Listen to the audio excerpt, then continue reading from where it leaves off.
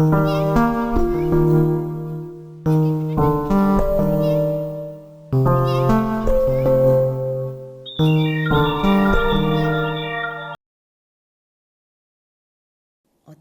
돌아가시잖아요. 김일성 주석님이 그때 이제 박보희 회장님과 조문을 가셨던 이야기를 좀 듣고 싶습니다. 예. 아시다시피 이제 참 부모님의 이제 권유에 의해서 남북 정상이 이제 만나기로 다 이제 합의가 되고 의제 조율까지 다 끝냈죠. 그런데 이게 참 사람의 일이라는 게 앞을 모르니까 17일 앞두고 갑자기 김일성 주석이 사망하는 그런 참 놀라운 일이 참 생깁니다. 모두가 다 놀랬죠. 아쉬워했고. 그 사망 일자가 이제 7월 8일이지 않습니까? 7월 8일. 그런데 발표는 7월 9일 날 발표를 했습니다. 그런데 나중에 가보니까 그 북쪽에서는요, 김일성 주석의 사망이라는 생각을 안 했어요. 그건 너무 불경스러운 일이야. 죽는다는 것을 감히 생각을 안 해요. 그러니까 준비가 안 됐습니다. 용어도 준비가 안 됐어요. 방송에 뭐 얘기를 하는 거예요. 김일성 주석이 사망했다는 얘기를 표현을 잘 못하더라고요. 그러니까 그 한 수사를 한 30초간 하잖아요. 전 인류의 태양이시며, 예? 뭐 인류의 뭐 조선인민군 총 사령관이시며, 위대한 어버이 수령님의 위대한 심장이 박동을 멈췄습니다. 그러더라고요. 그렇게 표현을 하는 거예요. 돌아가셨습니다. 죽었습니다. 승하했습니다. 이게 아니에요. 얼마나 힘들어요. 그 말을 하는데. 그런 정도로 가니까 뭐 온통 다 울음바다예요. 2,500만이 다 울고 있는 거예요. 식당에 가면 밤 날르는 사람도 울고 있고, 운전하는 사람도 울고 있고, 텔레비 켜면 거기도 다 울고, 밖에 나가보면 다 울고 있고, 정말 참 나만 혼자 먼 나라에 온 것 같은 그런 어떤 그 이질감을 느낄 정도로 그랬어요. 근데 9일날 그 소식이 이제 발표가 되면서 참부모님께서는 그때 미국에 계셨어요. 알래스카에 계셨는데, 어휴 깜짝 놀랐다. 그런데 어쩔 수 없지 않느냐. 이제 내 대신 네가 가서 김정일 위원장을 만나서 정중하게 조문을 하고 와라. 알겠습니다. 그랬는데 북쪽에서는 정책 결정을 어떻게 했냐면 외부의 조문 계획은 안 받겠다. 그렇게 된 거예요. 그러니 뭐 어쩔 도리가 없잖아요. 그래서 지금 백방으로 지금 어떻게 이제 알아보고 있는데 아버님은 계속 전화를 하셔가지고 가야 된다, 가야 된다. 계속 하시니까 뭐 우리가 지금 어렵죠. 중간에. 그래서 그 베이징에 가서 북한 대사관에 당시에 주창준이라는 사람이 대사로 있었는데 주창준 대사를 만나가지고 거기서 또 이제 조화를 진정을 하고 또 조문을 또 간절하게 조문을 하고 참 문 총재님께서 직접 평양에 가서 김정일 위원장님을 뵙고 조문하기를 원하십니다. 그러니까 주창준 대사가 정말 난처합니다. 이건 뭐 외국 공관에서 결정할 일이 아닙니다. 본국의 정책 결정 사항인데 여기서 어떻게 하겠습니까? 그러니까 이 정도도 우리가 하나도 빠지지 않고 외교 행랑을 통해서 우리 김정일 위원장님께 세세하게 보고를 하니까 양해해 주십시오.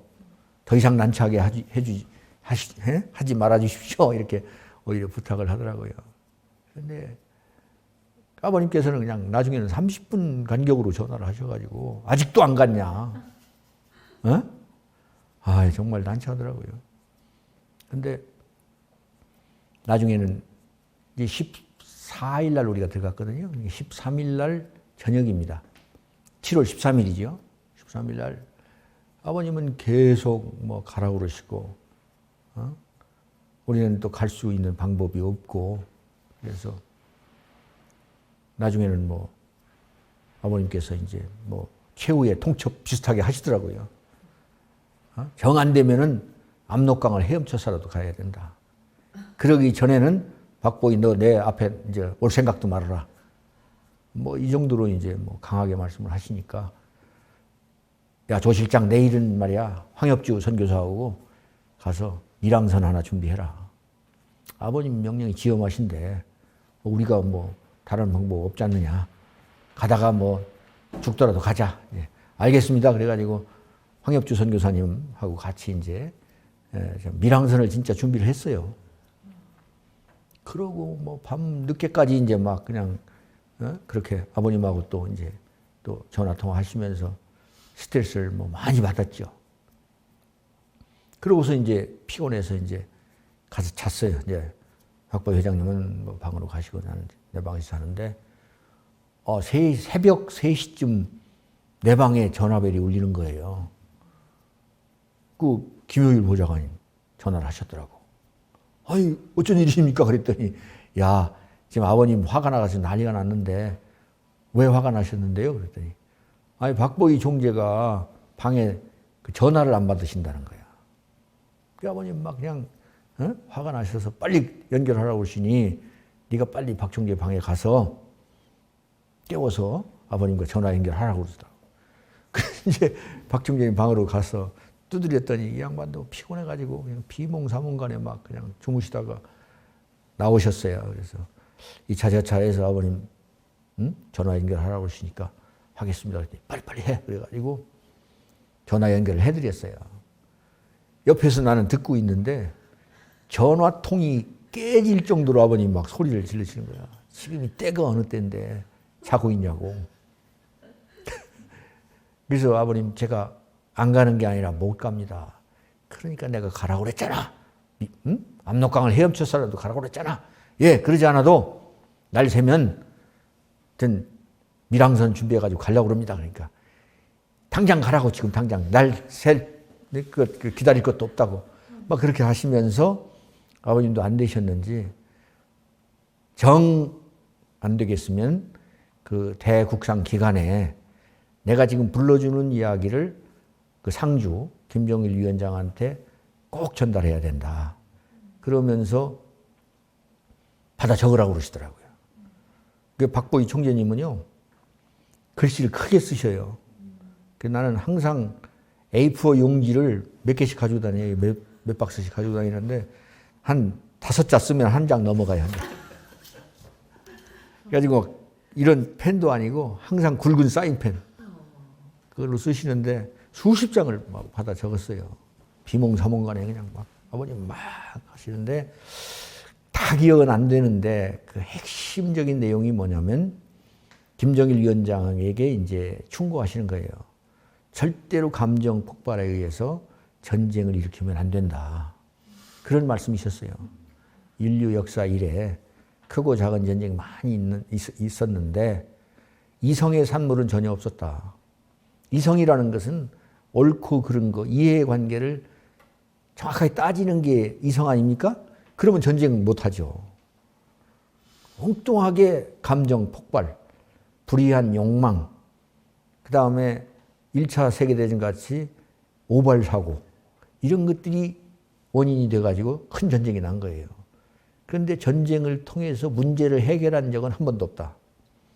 결국은 많은 사람이 죽고 다치고 산업기반 다 파괴되고 그런 전쟁을 왜 하느냐고 말이죠. 그런데 감정의 폭발은 이건 컨트롤이 안 되잖아요. 그러니까 그것을 염려하신 거예요. 그래서 14일 날 갔어요. 가서 김정일 위원장을 만난 자리에서 이제 그 조문을 우선 끝내고 나서 그걸 제일 먼저 전달했죠. 아버님의 말씀을. 그러니까 김정일 위원장이 그냥 깜짝 놀랐죠. 아, 내가 흥분하면 안 되겠구나. 그래가지고 그 아마 전쟁이 안 일어났는지도 모르겠어요. 그 분위기가 금수산 기념궁전이라고 들어보셨죠? 김일성 주석의 시신이 안치된 곳이에요. 거기에 이제 그 상주 김정일 위원장이 와 있으니까 당, 정, 군 모든 북한의 최고 간부들이 다 와 있지 않겠어요. 그 분위기가 굉장히 살벌하더라고요. 응? 내가 들어가는 순간 뭐 너무너무 살벌해가지고 들어갈 수 없을 정도로 살벌하더라고요. 그 분위기가 뭐냐면 여기 그 별 3개, 4개 얹은 그 장군들이 있어요. 그 사람들이 격앙이 돼가지고 막 소리를 지르는데 그 이야기가 뭐냐면 우리 위대한 수령님 대국상 일주일만 늦춥시다 그거야. 왜 그러느냐? 남쪽 싹 쓸어버리고 와서 모셔도 늦지 않는다는 얘기야. 그러니까 전쟁 직전까지 갔다니까요. 정상회담을 앞두고 17일 전에 일방이 지금 갑자기 사망했잖아요. 자기들은 어버이를 잃은 슬픔에 전 2,500만 동포들이 다 슬픔에 젖어 있는데 남쪽에서는 이런 반구 조문하지도 않고 전 군대에 비상 걸고 전쟁 준비하고 있다. 그것이 우리가 생각하는 것보다 100배, 1000배 더 섭섭했던 것 같아요. 화가 났던 것 같아요. 그러니까 그거 하고 와서 장례해도 된다는 얘기야. 그때 김정일 위원장이 감정 컨트롤 못하고 고개 끄덕였더라면 아마 비극이 났겠죠. 예. 그런 것을 아버님이 보신 거예요. 그러니까 그렇게 그냥 너무 심하실 정도로 내가 옆에서 참 보더라도 박보기 사장이 불쌍해 죽겠더라고. 아버님한테 그렇게 막 당하시니까. 일부러 안 하는 것도 아닌데. 그래서 참 다 받아 적고 나니까 뭐 잠은 뭐 이제 천리 밖으로 다 도망갔죠. 그래서 박 총재님이 한숨을 푹 쉬더니 야, 조 실장 어떻게 됐나 그래서 그러지 않아도 어제 황엽주 선교사하고 다 해서 준비했습니다. 오늘 아침에 가서 다 확인하고 가십시다. 참부모님 저렇게까지 하시는데 뭐 방법 없잖아요. 가십시다. 그냥 압록강 정말 헤엄쳐서라도 가십시다. 그렇게 하고 있었어요. 근데 아침이 이제 뿌옇게 이제 밝아오니까 그 박 여사 아까 얘기했던 그다음에 박종근 북한의 이제 그 금강산 무역 총회사 사장 이제 북한 사람입니다. 그 사람은 북한 공산 당원이죠. 그다음에 안토니오 베탄코트 이런 분들이 이제 문안 인사를 이제 왔잖아요. 총재님 편히 주무셨습니까? 그러니까 박 총재님이 편히가 뭐야? 지금 간밤에 이런 일이 있었다. 박종근 사장 나 이제 못 가면 우리 문 총재님 앞에 가지도 못하게 됐어. 이제 참 알아서 나 좀 들어가게 해줘요. 그랬는데 박종근 사장이 아휴 또 그 말씀하십니까? 죽겠습니다. 예? 뭐 이러고 있었어요. 그런데 박보희 총재님 방에 전화벨이 울리는 거야. 내가 받았지 않겠어요. 그런데 누구냐면은 김용순 비서의 보좌하던 그 강종훈 서기장이 있습니다. 조선아시아 태평양 평화위원회 서기장. 한때 우리나라 신문에 강종훈 이름이 굉장히 떴던 때가 있어요. 강종훈이가 뭐 다 안다. 뭐 그 김용순 비서의 비서야. 그러니까 그 사람이야. 그 사람이 그 방에 혹시 우리 박종근 사장 와 있습니까? 그러면 그러지 않아도 와 있습니다. 그랬더니 바꿔주십시오. 그러더라고. 그래서 바꿔줬어요. 이제 박종근 사장하고 강종훈 서기장하고 대화하는 내용을 들어보니까 방금 우리 김정일 위원장님께서 문선명 한학자 총재님이 참 그렇게 어려운 가운데서 참 조문을 해주신 거에 대해서 너무너무 감동을 해서 박보희 특사를 모시고 평양으로 들어오라고 허락이 떨어졌습니다. 이야, 정말 극적이죠? 네, 막 그래가지고 박종근 사장이 총재님 허락이 떨어졌답니다. 그러니까 막 박총재님이 막 이제 막 손뼉을 치시면서 그냥 좋아하시고 그랬어요. 그런데 조건이 뭐냐면 김일성 주석 살아생전에 김일성 주석으로부터 접견을 받았던 사람으로 이제 자격 제한을 하는 거예요. 그러니까 우리는 우리 생각으로 김일성 주석 만난 사람, 만났다 이러잖아요. 그 사람들은 절대 그렇게 표현을 안 해요. 항상 주체적으로 표현을 합니다. 우리 주석님의 접견을 받은 사람. 응? 그게 자격 제한이 되는 거예요. 그 방 안에 있는 분들이 다 자격 조건 맞는 분들이지요. 그러니까 그렇습니다. 그분들 다 모시고 들어오랍니다. 그런데 그때는 비행기가 없는 날이야. 비행기가 없는 날인데 기차로 오십시오 그러더라고. 기차가 베이징에서 저 단동으로 해서 평양까지 가면 24시간 걸린대요. 그런데 오실 때 북한에는 지금 꽃이 다 동났습니다. 인민들이 다 꽃이라는 꽃은 다 뜯어다가 김일성 명전에다 다 바치는 바람에 꽃이 다 동났다는 거야. 그러니까 오실 때 꽃을 가지고 올 수 있는 만큼 가지고 오십시오. 그래서 그냥 조그만 박스가 아니라 그 원예용 박스 있잖아요. 큰 거. 그 24박스를 구입했다니까. 그걸 가지고 갈 생각하니까 내가 죽을 지경이더라고. 이걸 다 내가 다 해야 되잖아요. 아이고 정말 이게 죽었다 생각하고 참 걱정을 하고 있는데 놀랍게도 특별기를 내줬다는 거야.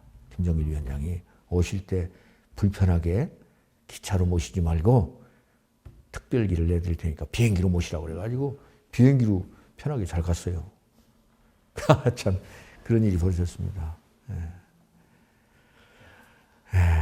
그래서 그 열흘간의 이제 그 조문 방북이 이제 된 거죠.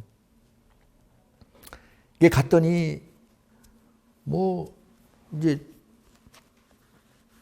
금수산을 이제 그 기념관에 가서 이제 의사당에 가서 이제 조문하고 다 만나고 이제 우리는 숙소로 왔죠. 그 서재골이라고 있어요. 서재동이라고 그죠. 초대소에 가서 자고 있는데 전부 다 이제 상복을 다 입었잖아요. 상복을 이제 서빙하는 그런 아가씨들도 다 상복을 입고 여기다가 또 리본 하얀 리본을 띄고. 근데 보니까 눈이 퉁퉁 다 불어 있어. 하도 울어가지고. 운전사도 퉁퉁 불어 있고. 근데 우리가 뭐 잠이 안 오잖아요. 잠이 안 오는데 TV를 틀어봐도 전부 다 오는데 이제 TV가 정규 방송을 안 하고 계속 김일성 주석의 현지 지도하던 그 장면들을 계속 보여주는 거야. 역사적으로 이제 그 보관했던 파일을 다 풀어가지고 이제 계속 그거 하고 계속 음악은 장성곡으로 나오고. 그러니까 이제 잠이 안 오니까 우리는 만수대 언덕 위에 그 김일성 동상이 있지 않습니까? 거기에 이제 2시간마다 한 번씩 갔어요. 우리 꽃은 많이 가지고 갔으니까. 그런 거 가지고 와서 이제 또 가면은 이제 인민들이 이렇게 모여 있다가 귀한 손님 오셨으니까 좀 양보하십시다. 그러면은 딱 비켜줘요. 그래서 우리 가서 꽃다발 이제 우리는 정정한다고 그러고 그쪽 말로는 진정한다고 그래요.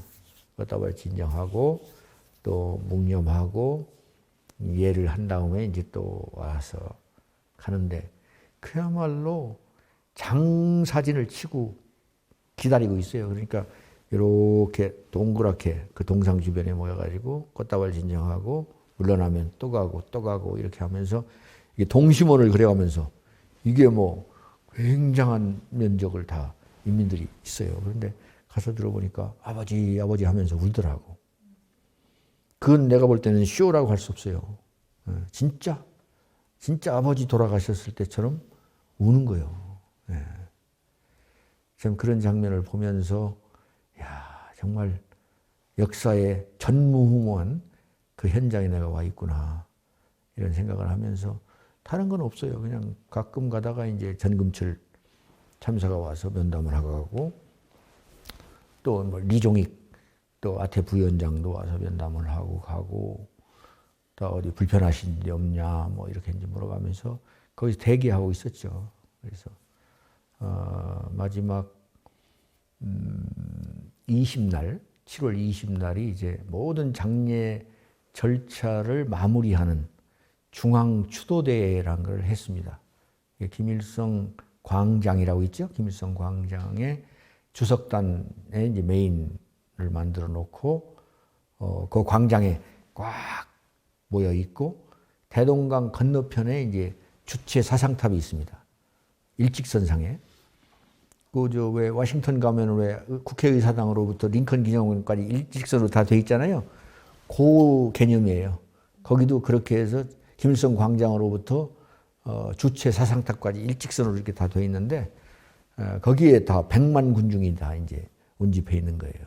거기서 이제 중앙 추도대회를 하는데 그때 이제 그 역사적인 그 장면이 이제 연출이 되는 거예요. 그러니까 김일성 주석의 초상화가 이제 3쿼터에 실려가지고 저쪽 서쪽에서부터 서서히 이제 와가지고 동쪽 끝까지 이제 지나가는 거예요. 그러니까 가운데에 이제 김일성 광장 주석단이 있는 거예요. 김정일 상주가 이제 거기 있죠. 우리도 이제 그 주석단에 같이 올라가 있었고 저쪽 끝에서부터 이제 김일성 장군 찬가가 있어요.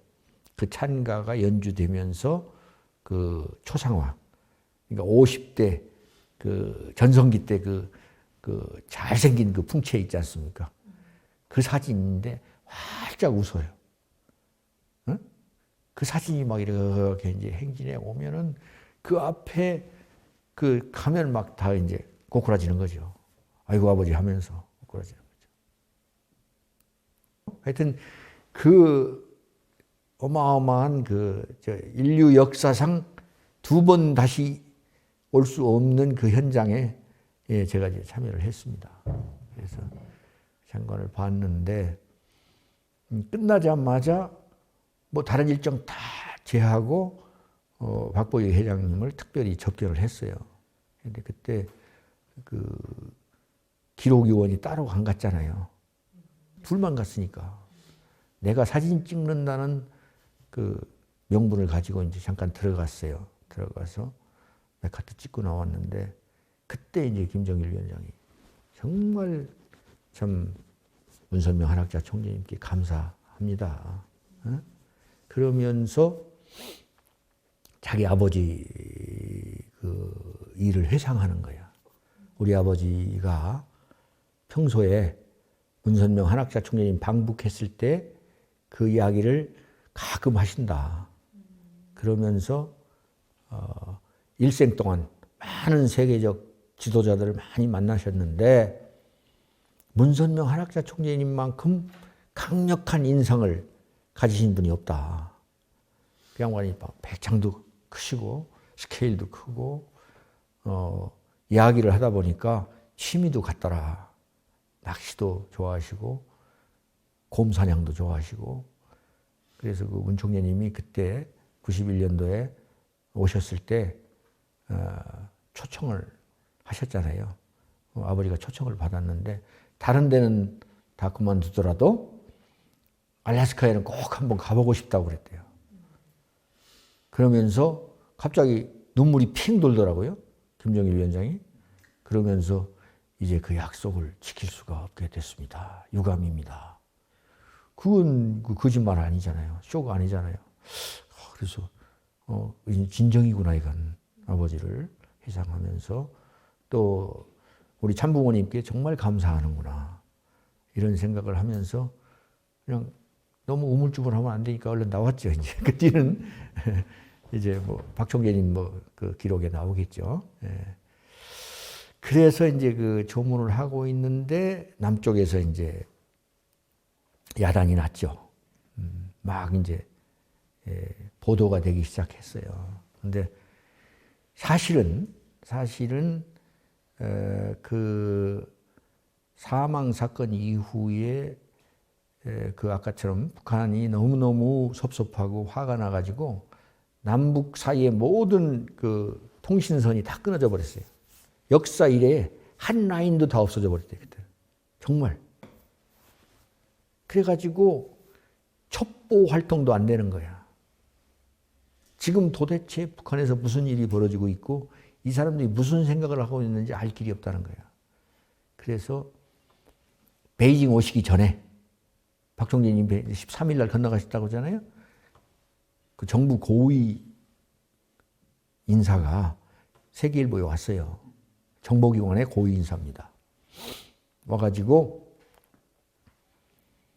모든 그 길이 다 막혔습니다. 유일한 가능성은 통일그룹밖에 없습니다. 그러니까 아무런 조건 없으니까 갈 수만 있으면 가주십시오. 나중에 보고 듣고 느끼신 내용을 우리한테 말씀을 해주시면 됩니다. 이렇게 요청을 받았습니다. 공식으로 요청을 받았어요. 그런데 그때 상황에서 대학생들이 대학에다가 빈소 차려놓고 조문하고 범민련이라고 하는 그 문익환 목사가 창실한 그 단체는 조문 간다고 38선으로 그냥 가다가 또 다 체포가 돼가지고 시형을 받고 막 그러고 있는데 남쪽 사람 두 사람이 지금 평양에 가서 뻐젓하게 지금 금수산 기념궁전에 가서 조문했다. 이렇게 막 보도가 돼 나오니까 정부에서 이제 입장이 난처해진 거야. 그래가지고 그 이야기를 안 하는 거예요. 안 하고 나중에 그 아버님께서 박보기 총재 나올 때 야 그냥 나오지 말고 떳떳하게 성명 발표하고 와라. 그래가지고 베이징에 와서 공항에서 성명 발표하셨잖아요. 그때 정부 그 고위직자가 왔었다니까. 그래서 참 어려움이 있었어요. 그때 박보기 총재님이 그 워커힐 쪽에 아파트에 사셨는데 워커힐 아파트에는요 스프레이로 그 극우파 인사들이 빨갱이, 박보기, 자폭하라 뭐 이런 막 그냥 험악한 막 이야기도 써놓고 그랬어요. 네. 근데 역사적인 사실은 그렇습니다. 그래서 박 총재님이 조건 없다고 그랬는데 만약 북한으로 들어가게 된다 그러면은 암호를 정합시다. 그래가지고 출장을 연기하겠다. 그러면은 우리로 가는 걸로 알겠다. 그랬어요. 이제 사전에. 그래서 이제 박 총재님이 지혜롭게 조건 없다고 그랬는데 내가 전화하면 나한테 조건을 걸 수 있다. 그러니까 조 실장 네가 해라. 그래가지고 제가 전화를 했어요. 그래서 그 관계자한테 전화를 해서 우리 좀 출장을 좀 연기해야 될 것 같습니다. 그러니까 그 사람이 예, 알았습니다. 잠깐만 기다리십시오. 그래서 이제 보고했어요. 그러면서 조심해서 잘 다녀오십시오. 이렇게 된 거예요. 다 된 거야. 형식을 다 갖췄다고요. 아무 하자 없어요. 그런 일이 있었습니다. 그래서 이제 그 북한에서는 남쪽 동향을 뭐 늘 보잖아요. 손금 보듯이 다 보고 있으니까 걱정을 많이 하더라고요. 참 이 사람들이 이거 참 진실을 모르고 이렇게 하거든요. 걱정입니다. 그런데 걱정하지 마십시오.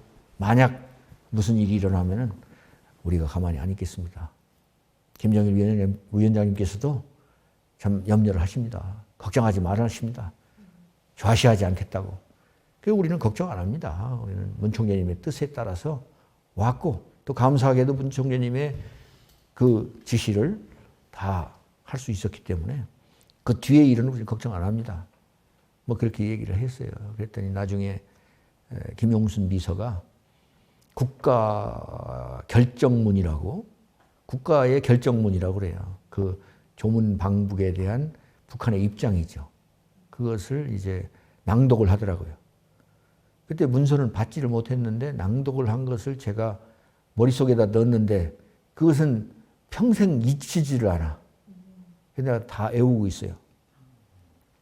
우리 위대하신 수령님의 대국상은 역사의 길이 남을 텐데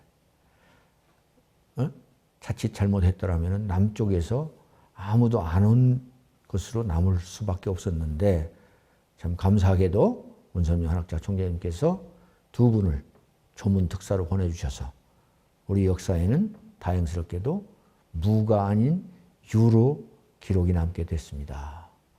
그 감사함을 우리 조선민주주의 인민공화국이 존재하는 한 2,500만 동포와 더불어서 영원히 기억하겠습니다. 그리고 두 분은 언제 우리 공화국에 오시더라도 주석단으로 예우하겠습니다. 이렇게 이제 그 국가 문서를 낭독을 했습니다. 주석단이라는 것은 행사 때 단상에 올라가는 그런 사람을 주석단이라고 그러죠. 주석단 요원이라고 그러는데 그 VIP라는 얘기입니다. 그래서 이제 아버님 가셨고 박 총재님도 가셨고 이제 마지막 남은 증인이 이제 뭐 부족하지만 저밖에 안 남았습니다. 그래서 증인이라는 것은 5살 먹은 어린애라도 남이 안 본 거, 남이 안 들은 이야기를 보고 들었으면 그건 증인이잖아요. 그래서 뭔가 섭리적으로 뭐 이제 또 필요하고 요청이 있으면 제가 신앙인으로 남아있는 한 축복 과정으로서의 책임을 하려고 하는 그런 입장인 한은 제가 그런 역할을 이제 해야 된다고 생각을 하고 기다리고 있습니다. 늘 기도하고 정성 들이면서 기다리고 있습니다.